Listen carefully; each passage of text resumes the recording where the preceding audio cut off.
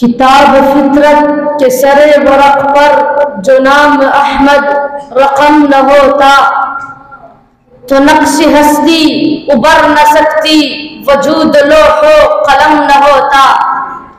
जमीन होती फलक न होता, अरब न होता अजम न होता।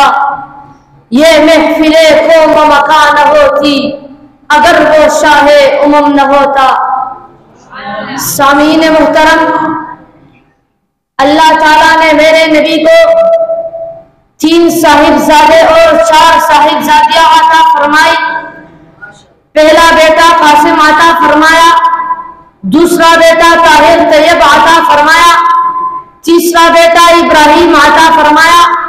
जब तीसरा बेटा इब्राहिम चलने फिरने लगा और पैगंबर के साथ घोड़े पर बैठने लगा तो वो भी बीमार हो गया।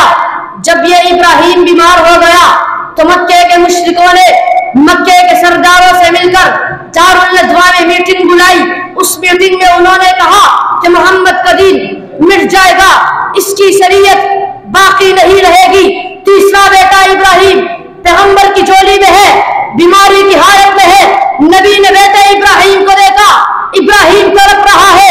हुजूर ने रोते हुए फरमाया, अनबी फिराक के या इब्राहिम लमज़ूना, ए इब्राहिम हम तेरे फिराक पे बड़े गमगीन हैं।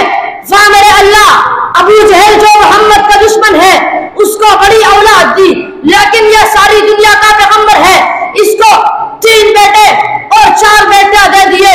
पहले एक उठा लिया, फिर दूसरा उठा लिया, फिर तीसरा। सामीन मुहतरम, जब तीसरे बेटे की खबर वफात मक्के में आई तो पैगंबर रो रहे हैं, सहाबा पर क़ियामत टूट रही है, लेकिन अबू जहल खुश हो रहा है। खुश होकर कहता है, देखो मक्के वालों, अब मोहम्मद का तीसरा बेटा भी चला गया, अब इसका दीन बाकी नहीं रहेगा, अब इसकी शरीयत बाकी नहीं रहेगी। लेकिन जब नबी परेशान हुए और नबी की आंखों से आंसू के कतरे रोती बनकर आए तो अल्लाह तूने कैसे जिक्र को ऊंचा कर दिया? तो अल्लाह ताला फरमाते हैं, जहां खुदा का जिक्र होगा वहां मोहम्मद मुस्तफा का भी जिक्र होगा। अगर आसमान में पहले खुदा का जिक्र होगा तो बाद में मुस्तफा का जिक्र होगा। अगर जमीन में पहले खुदा का जिक्र होगा तो बाद में मुस्तफा का जिक्र होगा। अगर ज़बूर में पहले खुदा का जिक्र होगा तो बाद में मुस्तफा का जिक्र होगा। अगर तौरात में पहले खुदा का जिक्र होगा तो बाद में मुस्तफा का जिक्र होगा। अगर इंजील में पहले खुदा का जिक्र होगा तो बाद में मुस्तफा का जिक्र होगा। अगर कुरान में पहले खुदा का जिक्र होगा तो बाद में मुस्तफा का जिक्र होगा।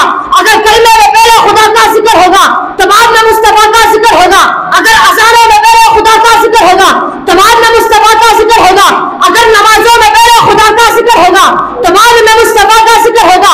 हत्ता के ज़मीन के सर्रे सर्रे पे जहां खुदा के जिक्र के बगैर चारा नहीं, वहां मोहम्मद मुस्तफा के जिक्र के बगैर चारा नहीं। क्योंकि जिस तरह खुदा के बगैर खुदा पर खुदाई का तसव्वुर गलत है, इसी तरह मोहम्मद के बगैर मुस्तफाई का तसव्वुर भी गलत है। खुदा अपने खुदाई में बेमिसाल है, मोहम्मद अपने मुस्तफाई में बेमिसाल है। खुदा अपने खुदाई में वहदहू ला शरीक है, मोहम्मद अपने मुस्तफाई में वहदहू ला शरीक है। खुदा पर खुदाई खत्म, मोहम्मद पर मुस्तफाई खत्म। तो फिर मैं क्यों न कहूं, सर से लेकर पांव तक तनवीर ही तनवीर है, सर से लेकर पांव तक तनवीर ही तनवीर है। जहां से मुंह बोलता कुरान व तकरीर है।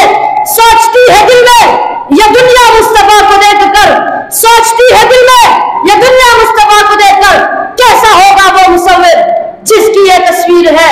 वो आखिर दावाना अनिल हम्दुलिल्लाहि रब्बिल आलमीन।